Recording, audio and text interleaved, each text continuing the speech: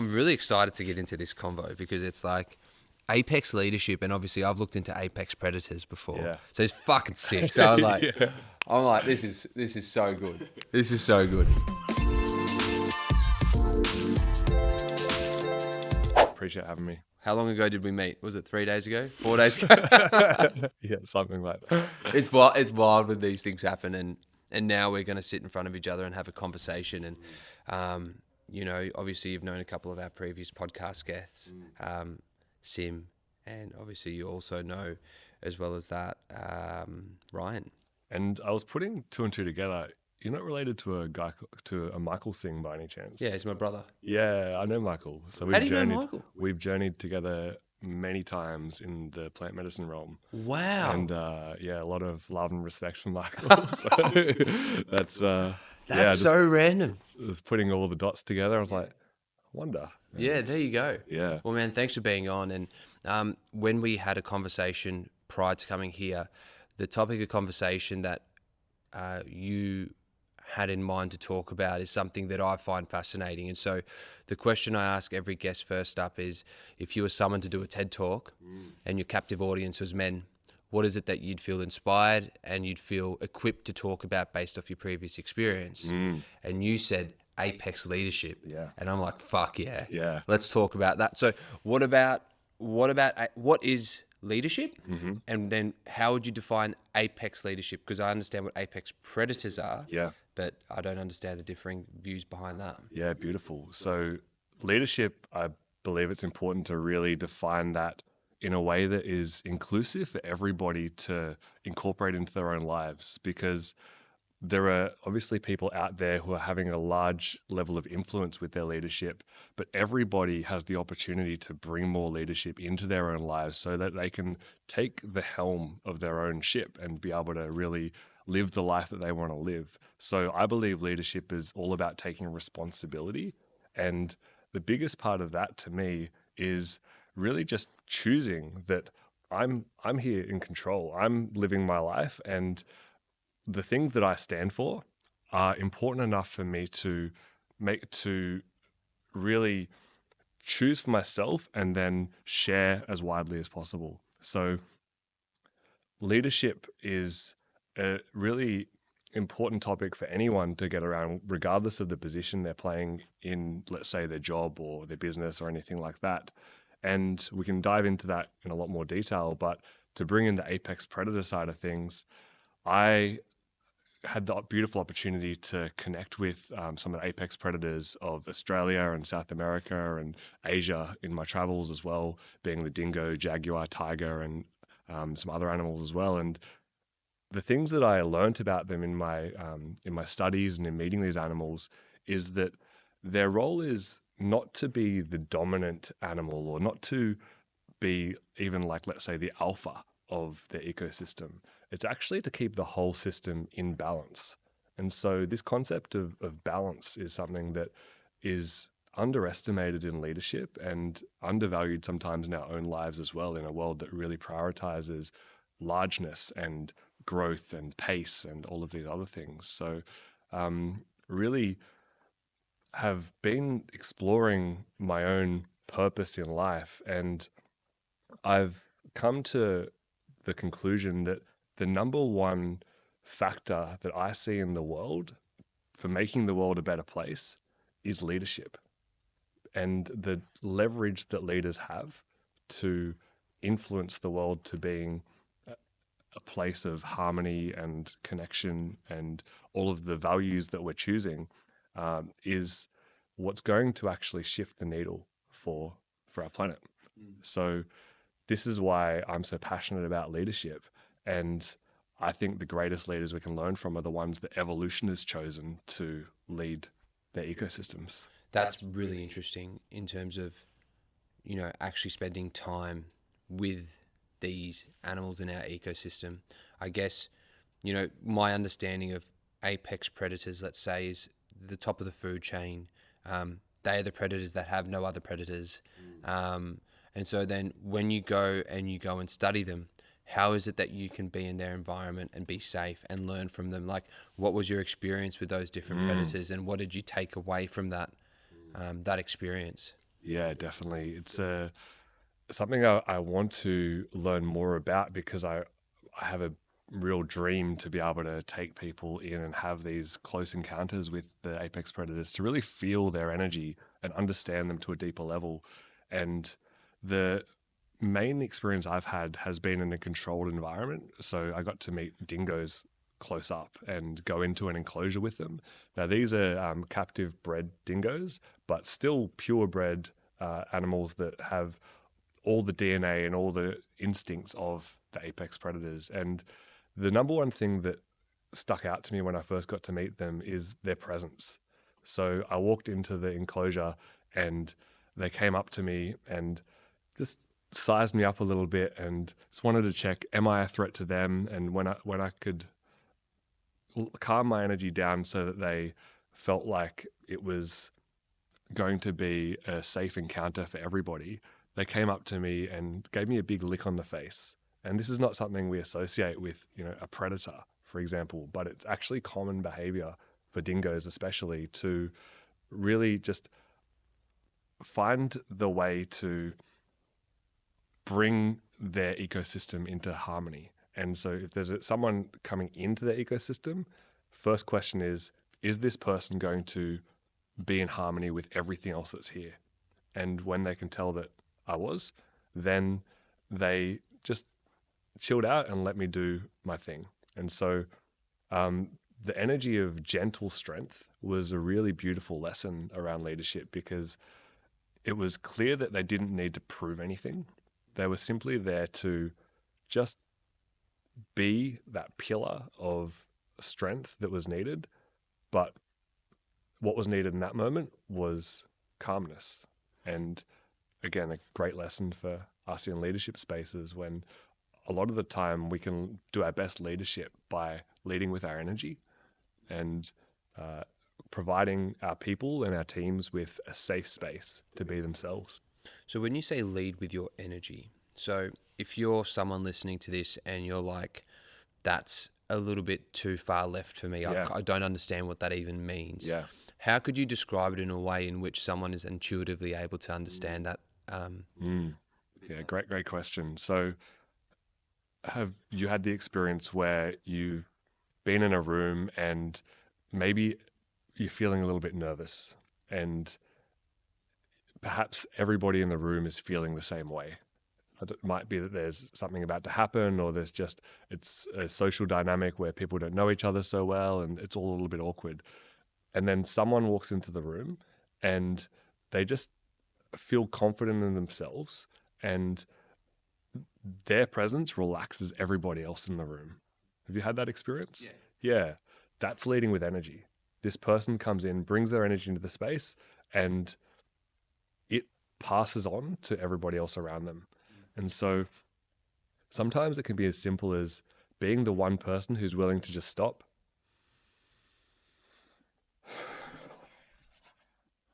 and take a breath. I was noticing actually myself just then that I was feeling a little bit nervous about being on this podcast and wanting to share all the things I want to share and try and get it across.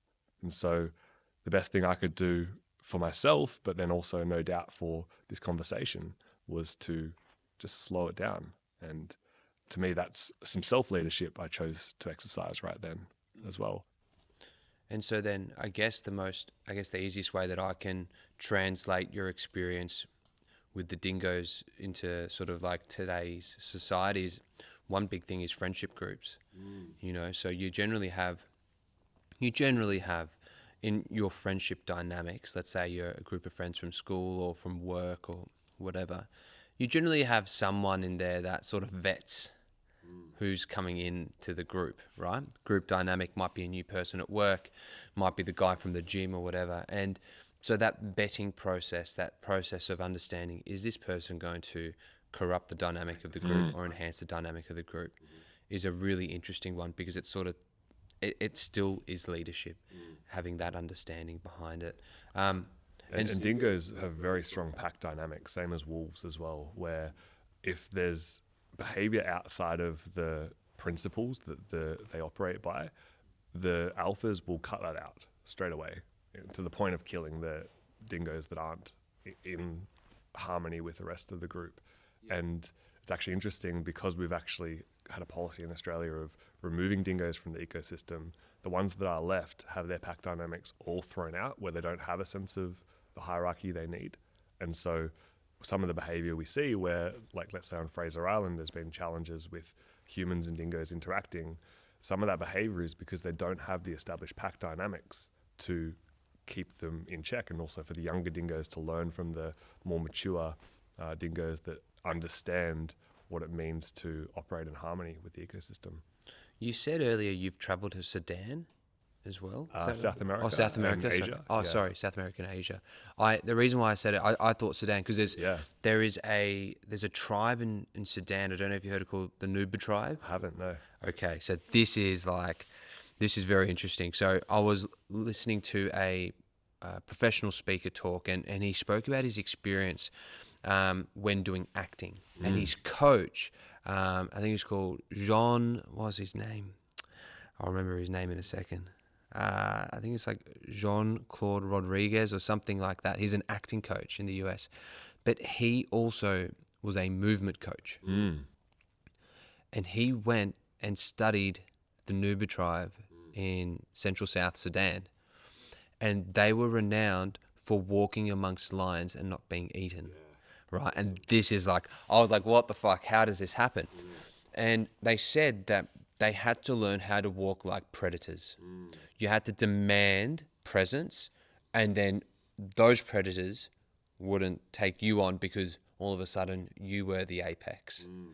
And so what they did was they analyzed all these guys, and they go, has anyone ever been eaten? And they said, yeah, when they get on the drink. And their body language changes. And then all of a sudden, they lose that capacity to be held in a certain quote-unquote energy, right? This is my understanding of energy. Because the physical is still the same, but the movement pattern, the energy is different. And so what he did was he actually brought that into public speaking. And he showed people when they were standing up in front of stage how to move, how to hold yourself, that presence. That was very, very cool. It's so cool. And so the dynamic of apex leadership can be, I know that you've sort of got some categories behind that. How would you sort of break that down, and so that people can then start to emulate what it is that is required to be an apex leader in their day-to-day life? Yeah, I love that story as well. And that really inspires me to understand more about how we can operate like side by side with these animals and really be in their presence, because I can see that perspective of like showing our strength so that they feel that, we're not their prey. I've also seen examples of where what's really can be needed is simply showing them not that we're not a threat to them, but we're not a threat to the system, that we're actually operating, as I said before, in harmony. And so when we come in with pure intentions in our heart, often I've seen examples where the animals will respect that and leave us alone. And so a lot of the time that there's animals attacking humans, I believe it's purely out of the fear that has been caused by something being disrupted around them. So simply by being really calm and present in ourselves, I've seen examples of humans. I guess it is an example of what you said, because they're not showing the fear. They're not, and whether it's the lion, for example, seeing that, okay, this person's not afraid of me, should I be afraid of them? Or whether it's them saying, okay, this person's just actually in balance. This person is meant to be here. Great, I can leave them alone. I guess that's a matter of belief, but it's an interesting concept for sure. I mean, I wouldn't be testing it with the great whites in the water, but that was something that I found very, very fascinating, because they were renowned for doing it, and I guess to be able to bring that back in to how people can actually move and hold a stage, And I remember him commanding the stage. The guy that I was listening to was a guy called Bo Eason, who was like a safety that played in the NFL, right? And he went from playing NFL into like Broadway acting. I'm like, what the fuck? What a guy. But the thing was, he went from the pinnacle of one to the pinnacle of the other. And he said, the one thing that I needed to have was stage presence. And so that no one would take their eyes off me when I would be on stage. And so he's like, I could turn my back, they're still watching me. And it's because he commanded himself. And if you ever watch him, I guess, talk, and you can watch a couple of YouTube clips, you'll see him walking around the stage and just demanding that space. So then I'll go back to the question, sorry, I digress, but of apex leadership. And obviously to become a leader and to even have that subcategory or that category of apex leadership, what are the things that we need to have as subcategories or as characteristics within ourselves to be, let's say, qualified as an apex leader? Yeah, for sure. So I believe responsibility is the number one trait of a leader. And so that's taking responsibility for our own lives. And what that means is when something goes quote unquote wrong, we can often as humans have a tendency to want to place blame somewhere else and make it clear that we weren't the ones who caused that, and therefore we can feel better about ourselves in that. I do it myself. I think it's a human trait. But what it does is it shows that we are powerless in that situation. And when we can choose to actually say, no, look, I was responsible for that. I caused that to go a way that I didn't want it to go. We therefore have the power to let it go the next time, to choose it to go in the way we do want it to go. And so taking responsibility for our own lives, firstly, brings control back into our sphere, but it also helps us expand our sphere of what we can achieve. And when leadership expands to being able to lead a team, it's about expanding that responsibility beyond ourselves. So let's say we're leading a team in business or in sport. The leader's key role, I believe, is to take responsibility for the entire team. So a CEO, for example, anything that happens in that company, I believe, is the responsibility of the CEO. Whether directly or indirectly, they could have chosen different decisions that would have had different impacts, whether it be setting the vision differently, communicating different values, having different conversations, hiring different people. There's certain decisions they'll make that might seem like a small decision in terms of the time it might take, but the downstream effects will be massive. And that's what differentiates a leader from the other roles in business, is that the decisions that the leader makes have greater leverage. The responsibility angle, I think I was listening to a podcast the other day, and they said every time we talk about people taking personal responsibility, we lose our audience off the podcast straight away. And I was like, wow. So if you're still listening, good work. But that is... What was behind that? Why? Well, because a lot of people don't... They will always say, my position is different. My circumstances are different. This happened to me. This person doesn't understand. And it's like, fuck. It's like every single person has Sonder. Like every single person has like their own world. It's called Sonder. And if you can't take, as there's a guy called Jocko Willink, I don't know if you heard of him before, called take extreme ownership, then you lose your power. And that's so fucking important. But it was even more interesting that on the conversations around leadership I've heard in the past, as soon as people talk about personal responsibility of their circumstances in their life, it's like, no. Interesting. And it's great that you mentioned it, because some people need to wake the fuck up occasionally and realize they are in charge if they want to be, or they can just say they're not and then just succumb to whatever comes their way. Yeah, and I want to like bring some compassion to that response, because I definitely I can understand where it comes from, and I really want to drive home the reason that the personal responsibility is so critical. It's not for anyone else's benefit. It's because by taking responsibility, we get a greater experience of life. We get to feel empowered that we're the creators of our own life. So it's like, it might be hard. And the second pillar, I guess I'll speak to around leadership, but also just living a fulfilled life, is embodiment. And that's being able to be in this human experience and feel all even the pains and the full spectrum of the human experience. And the reason people don't want to take personal responsibility is because it's hard to feel the shame or the guilt or the sadness of results not being the way we would have chosen them. And like that sucks. It sucks to feel those things, and we've all been there. We all continue to be there. And one of my greatest messages is that all of the emotions, there's a way to be with them that can be really actually blissful.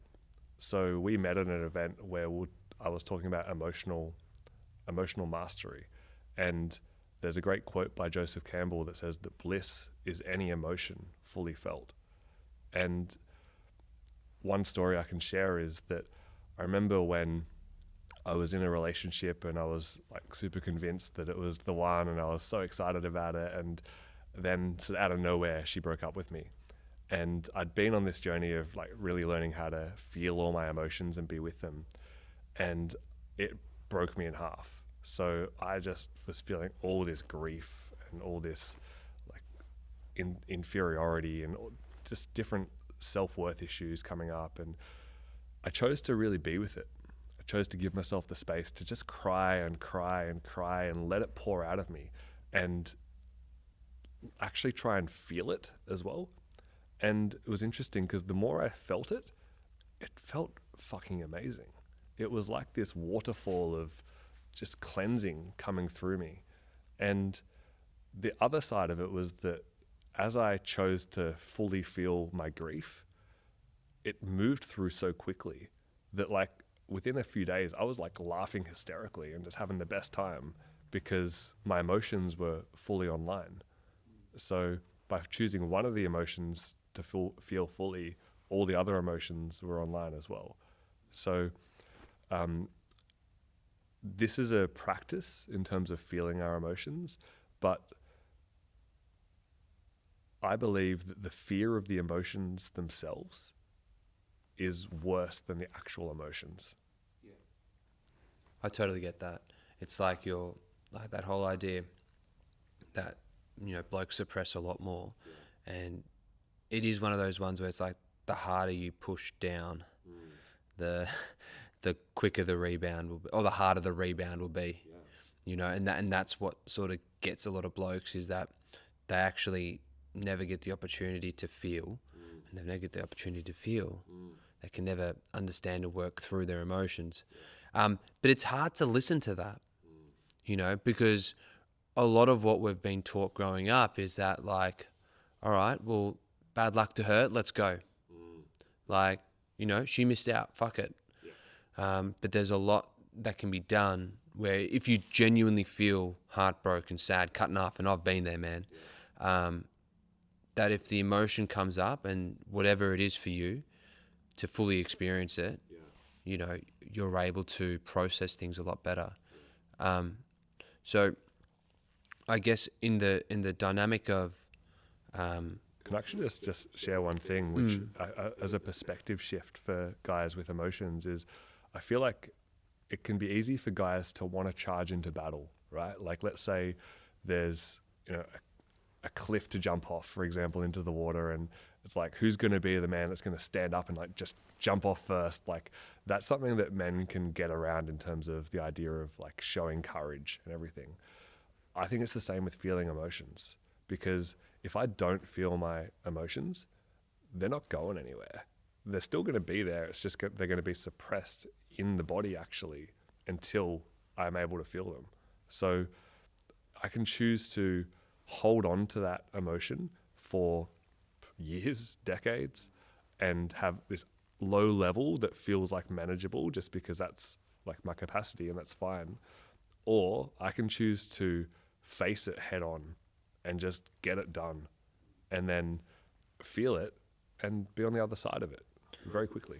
I think one tool that I used, I know my first breakup when I was like 26, right, is I'm not a big crier. I wasn't, I did, don't get me wrong, and I had my moments where it was all out, right? But one thing I found that helped me a lot was writing, because I could put what I was feeling on paper. Yeah. And I think every bloke's got to have different tactics of working through their emotions, right? For You know, sure. some bloke will hear another bloke say, "Oh, you just got to let it all out." Yep. And you're like, "I don't know how to fucking let it out. Yeah. I've never experienced it before." Yep. You know, and based off their childhood, what they've gone through, their friendship groups, their everything that's conditioned them, they might struggle. But for me, I've found writing and actually poetry, which is going to be a bit of a shock to anyone that knows me, but that was how I moved through heartache, sadness, grief. Yep. I remember I actually went and, I went to a stand-up poetry night, and I performed my poem. Awesome. And I went with my mate, and I don't think any of my friends know this. And I went and I just was like, fuck it, I'm just going to stand up in front of a bunch of random people and read what I had written. And I must admit, after doing that, like, firstly, everyone was, I think, not expecting me to talk about what I spoke about. But then once I did that, it did help phenomenally. Yep. And that was my way of getting through heartbreak, sadness, grief. Yeah. Everyone's got a different way. Did you have a way that you worked through it, whether it was writing, whether it was just like meditating through it, whether it was there a specific way that you went through? Because I'm trying to think of practicalities Totally. as opposed to just let it out. It's so interesting that you share that experience, because like I'm ultimately speaking here about, when I speak about emotion, people say emotion is energy in motion, and I'm speaking about life force moving through us, and that is creativity as well. So for me, it was very similar, that my journey with opening up my emotions happened at a parallel time to my journey with opening up creative expression. And so I similarly told myself for decades that I had no creative bones in my body. You know, I was an accountant for 17 years. So I was like very in that intellectual mode of thinking, and there's definitely a place for that. And then I just had this goal one year of telling myself that this year I'm going to write 100 poems. I don't care if they're the worst poems anyone's ever read in their life. Like, I'm going to just get the muscle built and start to really feel connected to this side of myself. And also told myself I'm going to write and sing one song this year. And I think I started writing the poems. They started coming fairly easily, actually, when I just tried. And after about 6 months, I was pretty happy with myself, how it was progressing. And I still hadn't written the song though. And I remember I just said to myself, cool, let's just tick this goal off the list. Let's just get it done. Then I can just not have to think about it for the rest of the year. So I took one of my poems, I got like a just basic percussion instrument and just started like hitting it with no like rhythm or anything, and just sort of spoken worded this poem in like a basic singing voice out of key or whatever, and recorded it on my iPhone. And I was like, oh my God, I just did a song. Like, that's a song, that counts. I didn't say it was a good song, but it counts. And the funny thing was, about a week after that, I just decided to start playing around in GarageBand on my phone. And within 6 weeks after that, I wrote a whole album on GarageBand, just using the different like functions in there, loops and things like that. And that album helped me really, with each of the songs, tell the stories and feel the emotions that had been kind of trapped in there. And so, and interesting thing is, one of those songs has 120,000 listens on Spotify now. What? It was just out of nowhere, it just came through. And you put it up as well. I put it up. I was well just like, done. who cares? Let's just get it out there and see what happens. And what's the song? The song's called Down the Rabbit Hole. And it's a mashup of some Matrix scenes with Morpheus. That's mad. Under the artist named Chakaruna. Yeah. So, but the reason I tell that story is because by helping our creativity flow, we can help parts of ourselves that, especially as men, feel a little softer and a little bit more, let's call it the feminine parts of ourselves that we've maybe suppressed, help give that some airtime, and then the emotions can come with it. And those emotions can be very fluid in terms of, one moment it could be grief, could be sadness. The next moment it could be rage. And if we're looking for it to be a particular way, we're going to miss it. But if we're really listening, then we can see what our body and our system needs in that particular moment. Would it be fair to say if you can experience emotions like grief and sadness and all of those things, then your capacity to experience emotions that are more powerful are enhanced? Like, because there's a lot of people that say, look, if I'm going to feel these soft emotions, then my strength and my hardness will dissipate. Whereas I think if you expand your emotional capabilities, then your ability to tap into certain emotions when needed would be enhanced. Yeah, 100%. If people are saying they're happy 100% of the time, like, I'm questioning, like, They're not. yeah, That's bullshit. 100%. But the impression that they like to give off in that sense is that they've got it. That's the only thing they're expressing. But if we actually look under the surface, a lot of the time, that's a trauma response to not feeling safe and not feeling able to be fully themselves probably from childhood, where we've been, especially in today's day and age, told that we need to be good boys and girls all the time. And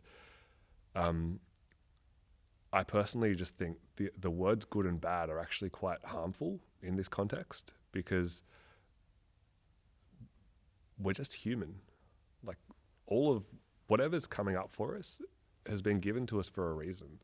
Like, there's no mistakes in terms of what we're here to express. And so if we're feeling rage, like, maybe it's not conducive to a healthy society to put that rage on someone else. But the rage has a purpose. And I see rage as fire. And that can really fuel our purpose in life. It can fuel us getting stuff done. It can fuel us to, build strength. Any number of different productive ways to channel rage. Yeah. But when we, in society, for example, say that rage is bad and needs to be shut down, then we suppress a whole section of ourselves that really makes it hard to be free as human beings. Patty, a lot of people will know you even by the way that you're speaking. You're very present. Your voice is calming. It's nice. And then you talk about rage. So has anyone ever seen that version of you? And does that version, does it exist, and has it ever come out? Yeah, look, it's definitely there. It's definitely there. And I am grateful that I had a fairly stable childhood. And so I was very blessed in terms of being given a sense of safety. That means that my rage came out. It took me a while to find my rage. I told myself I never got angry for a long time, which was, again, similar to someone saying they're happy 100% of the time. It was me suppressing it. And I was more of a sensitive kid where, it was hard for me to hold back the tears in school, and that definitely was a challenge. Yeah. But once I found my rage, I realized that it was one of the greatest sources of my power. But being someone who prioritizes peace in the world, I'm not someone to express that in a way that's going to harm someone else. So I try to proactively express my rage in a way that gives it the space to be channeled, but puts it somewhere else. Yeah. So often, for example, if I'm really feeling angry, I'll set up some cushions at home, put on some, Rage Against the Machine or something like that, and just go to town on these pillows and just really feel that coursing through me and do my best to really enjoy that process. Yeah. Other people might go punch some punching bags. Like, this is a blissful experience if we lean into it in a way that is in line with our values. Yeah, I think, and for blokes that are listening that are thinking, oh, you're just going to set up some pillows and punch it. Like, you're doing it there so that you don't do it outside of your home. Yeah. And you're doing it in your own confines. So it's, some people might think that's a bit fucking silly. It's not at all, because you are literally taking out your anger on something, and it doesn't matter what the ornament is or the thing is. It's about getting it out and feeling it. And even people that don't feel like they're taking it out on other people, if you're not expressing your rage in some way, you are taking it out on other people, just probably in subtle ways. It's seeping out in little snarky comments, or just the way that you're showing up in a situation where people are like, what's up with that guy? And you think you're being like this hero who's holding it all in, but it's still actually affecting those around you. Yeah, it involuntarily just comes out and you Totally. don't even realize. I want to get back onto the leadership space, because obviously we spoke about personal responsibility, and there's another one around your emotions, we've just covered right then.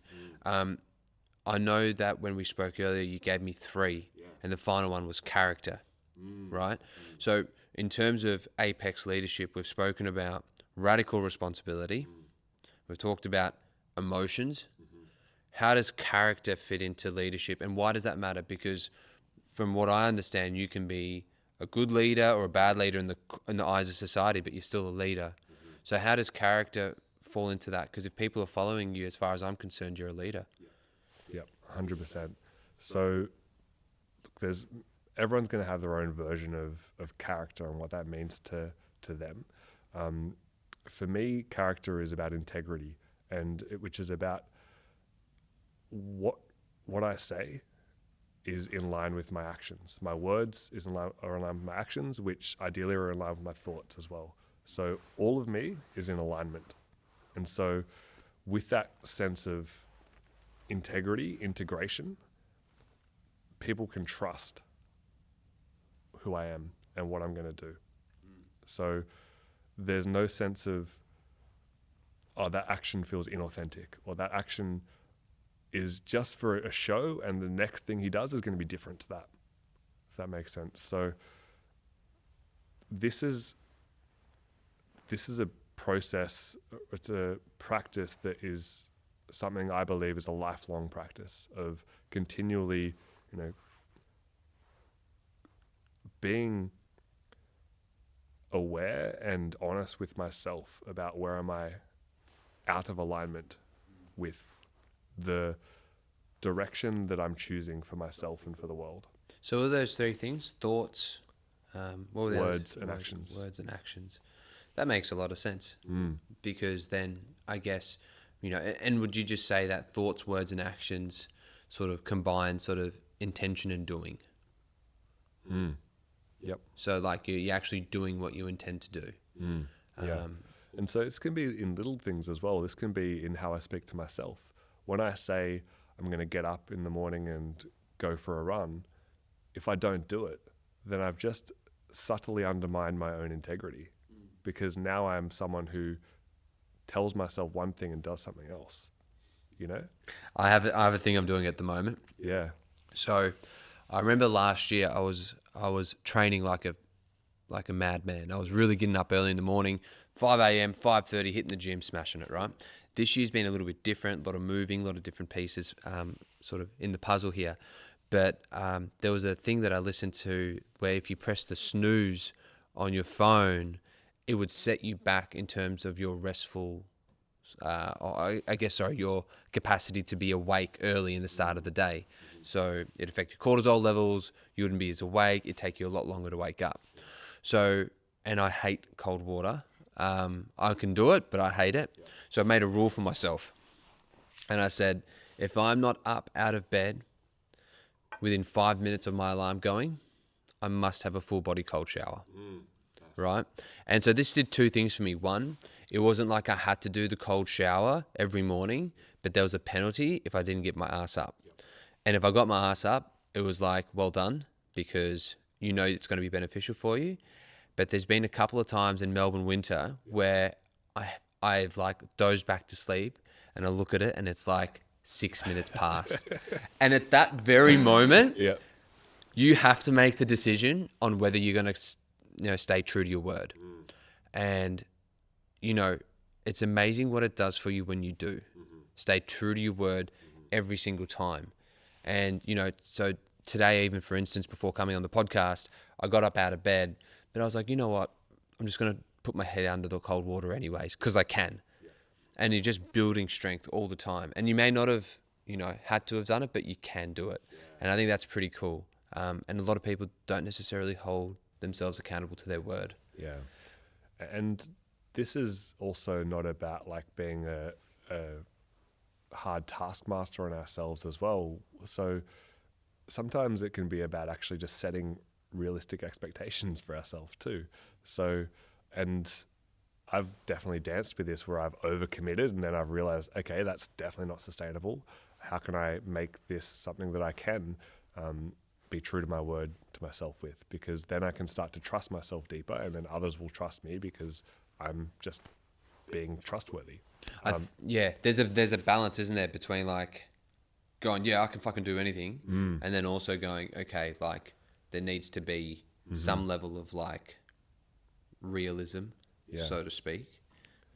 Like for me personally, and this is maybe different for others, but I'd much rather set myself a goal that I achieve every day and then stretch it over time, but build the practice of being someone who does the thing I say I'm going to do, than set these unrealistic expectations and miss them constantly. And there is a place for that. I see that some people, it can help stretch some people beyond their capacity. But when it comes to leadership, I believe one of the traits is trustworthiness, is integrity, is character. And that comes from building that muscle sustainably over time. And so, if we then combine the three things of radical responsibility, character, and emotions, is that something that defines apex leadership or just leadership? Like, where does the differential come into play for that? Yeah, great question. So when we think about the apex predators of this planet, and they're all different, they all have their own unique ways of leading their ecosystems. You know, like a great white shark is very different to a lion. What they have in common, at least there's a certain subcategory of them, I won't go into all the details, but they're called top order trophic regulators. What they have in common is that they keep the system in balance by managing the populations below them. And so that, for me, is the core function of an apex predator in that definition, is to be able to, there's a sense of responsibility for the entire ecosystem in the little decisions they're making that have the biggest downstream effects. So the responsibility element there is how they operate.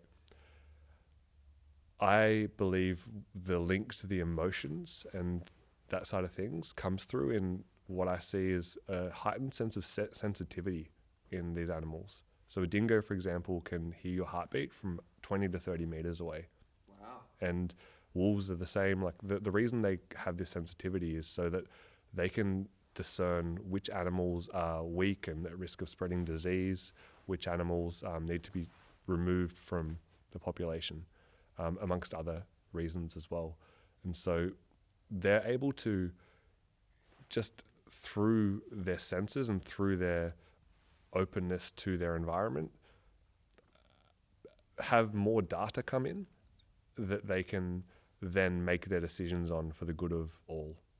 And with our emotions, if we're suppressing or shutting down parts of ourselves, then we're going to be shut off from the world outside ourselves as well.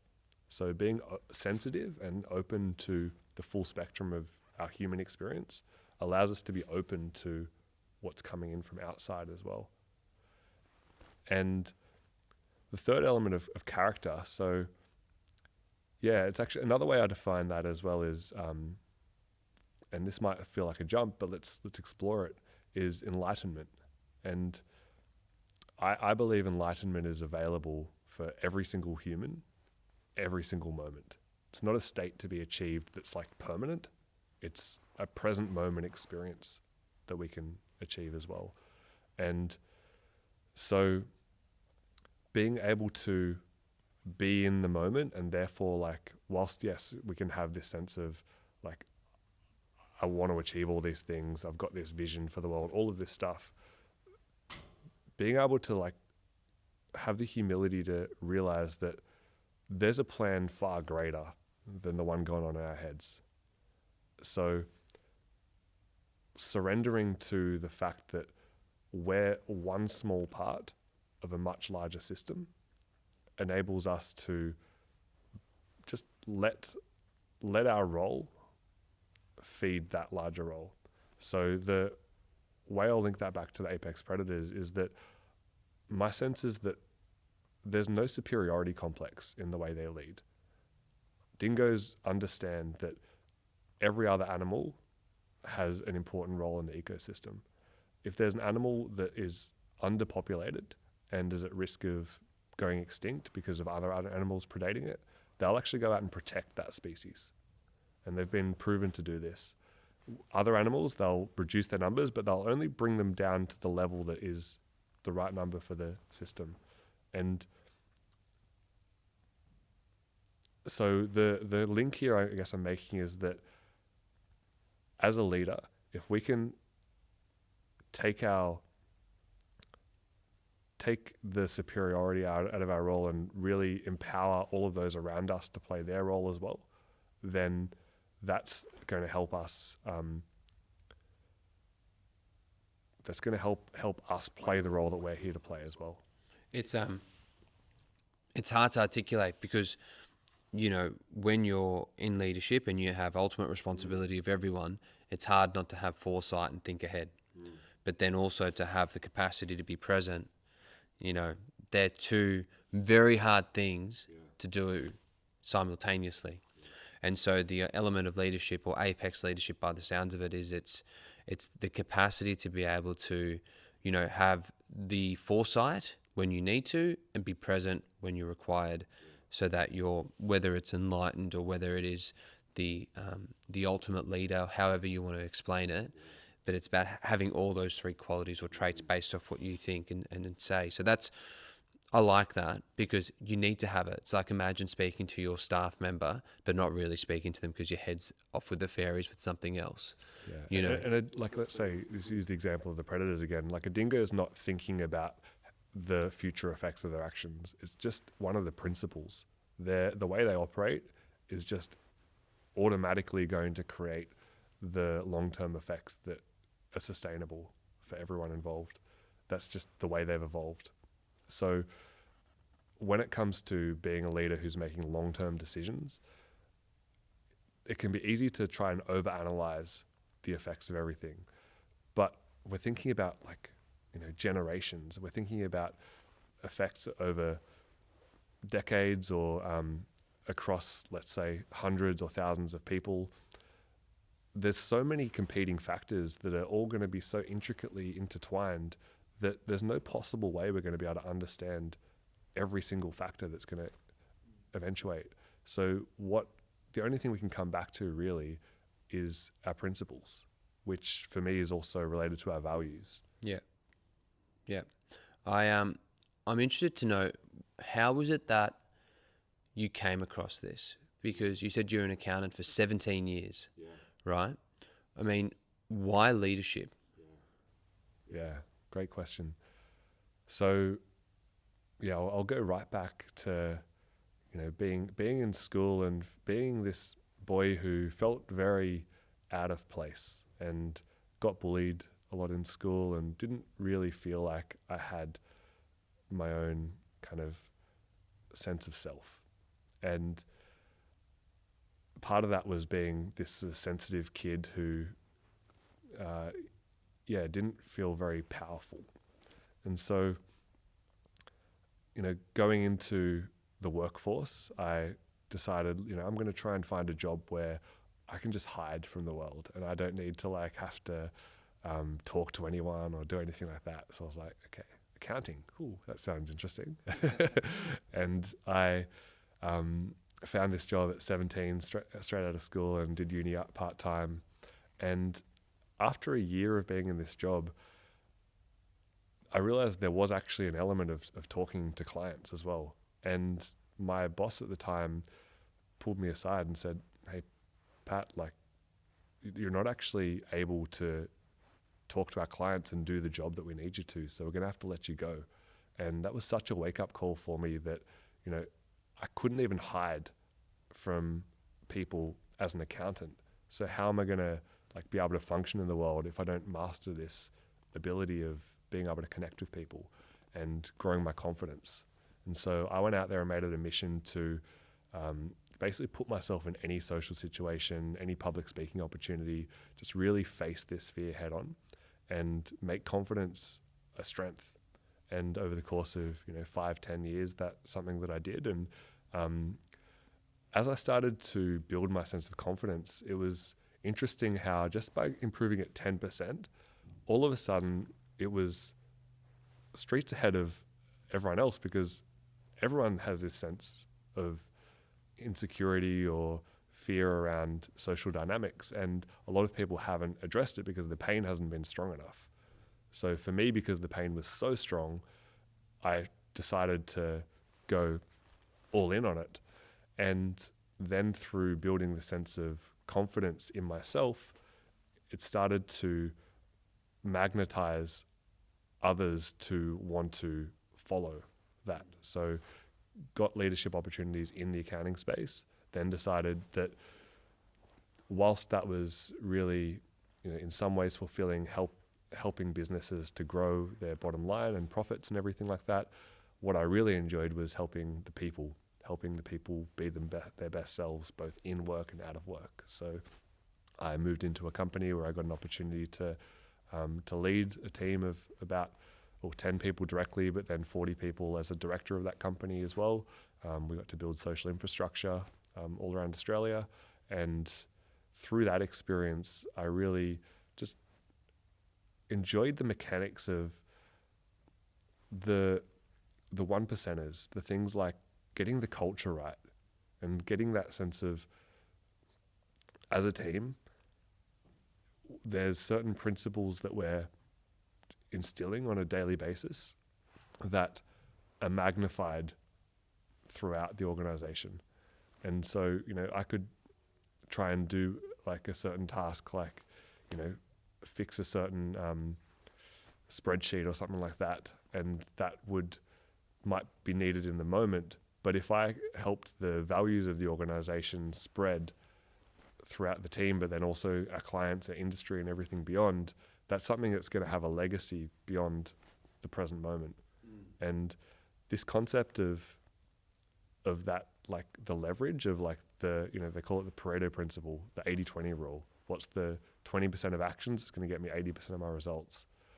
That just made sense to my accounting brain that, like, if we're going to do it, let's focus on the things that actually matter here. And that ultimately led me to the practice of values and the internal factors more so than the external strategies. Yeah. So then, being someone that educates people on leadership, and our discussion today on leadership, is there a question that I haven't asked you that you think would have been important to ask so that whoever's listening can get more value out of this podcast? And is there a question that maybe you want to ask me, if that's one that's come to mind that you haven't had the opportunity to say? Yeah. And you don't have to, by the way. Yeah. It's if it's come up for you. Either one of those two. Yeah. So the question I'd love to ask you, Steve, is when you look at the world and all the different factors at play, all the causes, all the ways that the world could be more aligned to the world you want to see. Yeah. What's the one problem or cause that you believe would have the greatest downstream effects? So can I reword that? So if I were to create a world that would be more harmonious with my views, what is the one thing that I would change? Is that what you're saying? Yes, and the real essence of the question is there something that would influence all the other things? So there might be 20 things you want to change. Yeah. Is there something that would have the highest leverage? Wow. That's a deep question. Okay. So I think I had a wonderful guest on called Justin, and he spoke about a lot of the human dysfunction was caused by a lack of self-worth. And I think there's a lot of people that have a lack of self-worth. Yeah. And so my thing that I think that would be the most important universal thing to educate would be children on self-worth. Because after having that discussion, also being bullied as a kid yourself as well, I mean, one of the most important things that you have to learn about is that you have only yourself. And so if you're able to work intrinsically on what you're able to do for you, then the byproduct of that is that every single person is going to be in a much more better emotional state. And so if that's going to happen, obviously it's going to infiltrate around the people. And so all of a sudden you're working from a very different heart set and mindset. So I think that would be the first thing is looking at the way we help educate our children on self-worth. Love that. Yeah. And is there anything that you're not yet doing that, you know, maybe it's 10 years away, who knows? Maybe it's 10 days away. Is there anything you're not yet doing that you could play a role in towards that mission? Well, initially when I was growing up in my mid-20s and late 20s, I wanted to somehow find a way to help the younger version of me that didn't have an older brother, that didn't have someone that I could speak to, have a way to be able to get through that. And that sort of evolved a bit into this space, which is this podcast, right, called Squeezing the Plums. Eventually, I feel like I'd like to go back there. But right now, my thing is taking the first step, right, in terms of being able to have discussions to increase my understanding of, you know, what it is to be a man, what it is to work through certain discomforts, and what it is to be able to help other men do the same thing. And then the extension of that can be, once I've got that down pat, to go into the smaller versions of myself and work on, you know, potentially how to help people in that specific space. Because it's something that makes me go, wow, like if that were the case where we had a whole bunch of kids going through and were taught that, like how would they be amongst their peers? How would they be, you know, when they're going to play sport? And it's and look, I mean, also it comes down to parenting and the role of parenting versus schooling and where the values of the kids are coming from these days as well. Because in today's society, a lot of parents are working 2 jobs. So it's like, well, and then the parents are like, maybe it's the school's responsibility to bring the values up, and the parents, and sorry, the school, it's like, it's a parent's responsibility. And so having an understanding of both parties being on the same side and knowing there's one core pillar to get right, I think would be really cool. So maybe I might go down that path at some point, but I'm trying not to forecast too far ahead. I just thought I'd work with what I currently know in myself I can speak about and have worked through. And then as I work through my own stuff, I can then maybe delve into that. Yeah, beautiful. Love Good that. question. Fucking hell. That was a nice one. A couple of deep questions, man. Bro. But it is important, I think. What about you? What would you change? Yeah, well, this is why I've landed on the mission of leadership, is because, to be honest, my number one passion and love in this world, you know, outside of my family, is nature. I love animals, hence why we're talking about apex predators. And I've just been, especially as a kid, you know, feeling like I didn't have a place in my social circles and things as much as I would have liked. I found solace in nature and found that whenever I was around animals, I just felt safe because they weren't judging me. And so I have a strong passion for, you know, conserving and protecting nature. But when I really consider it, I think, well, sure, I could save the dingoes, or I could save the jaguars or the tigers or any of these animals that you know, really do need our support. But what's next? Like, as a society living in a certain way, I feel as though we're using more resources than the natural world has the ability to keep up with. And so I ultimately believe that as a society of humanity, we need to shift our way of operating. And the number one way that we can do that is if the leadership of humanity makes decisions that points it in the right direction. Yeah. And the number one ways that leaders are going to do that is if they're feeling that self-worth or complete inside themselves, that they don't need to operate out of greed or revenge or any of these other things that are a big part of the wars in this world and the overconsumption and a lot of these other challenges that we face. So I've kind of come to this conclusion that helping leaders open their hearts and really feel a sense of inner peace is going to be the most supportive way to shift the needle on all the other topics. And when I say leaders, yes, ideally, there's the presidents and the CEOs and all the other large-scale leaders are doing some of this work. But what we each have responsibility over, it's our own version of that, because we all have impact. We all have ability to shift the needle in the direction that we want it to. There's one thing that came up after you asked me that question. And it's the ideas of talent and skill set versus passion. And so I look at what I'm talented in and what my skill set is. And generally it's around like helping a lot of my mates, whether it's in dating or physicality or business, right? They're my three. But my passion, or something that I would, not passion, but things that I would love to see would be around like the younger version of myself have the opportunity to listen to someone that's older that can guide them so they don't have to go through as much pain, but that pain might still be necessary at some point, right? So that fosters the question with leadership, and I know I sort of digress, but sometimes you don't have to be that person. Like, I'm looking at myself, I don't have to be the person that changes the kids, but I might be the person that knows that that other bloke or that other lady that does that work is way better equipped. And I can go, I'm going to give you my resources and energy. And so that's also another way of going about something as well, that maybe I didn't quite capture in essence on my answer.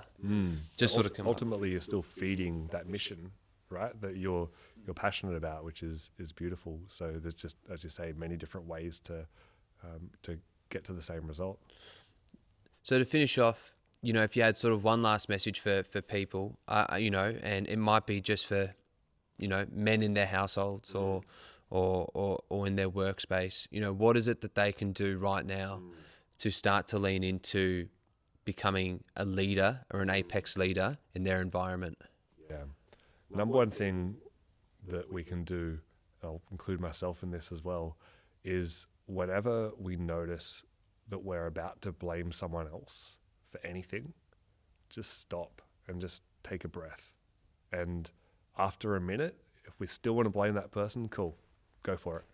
But just give yourself the opportunity to see whether you can take back some of that power for yourself and give yourself the opportunity to change the situation for the path forward. And if people wanted to touch base with you, Patty, obviously you do a lot of work in a lot of different spaces. How can they reach out to you, and what is it that you do, outside of this conversation that is relevant to leadership? Yeah, beautiful.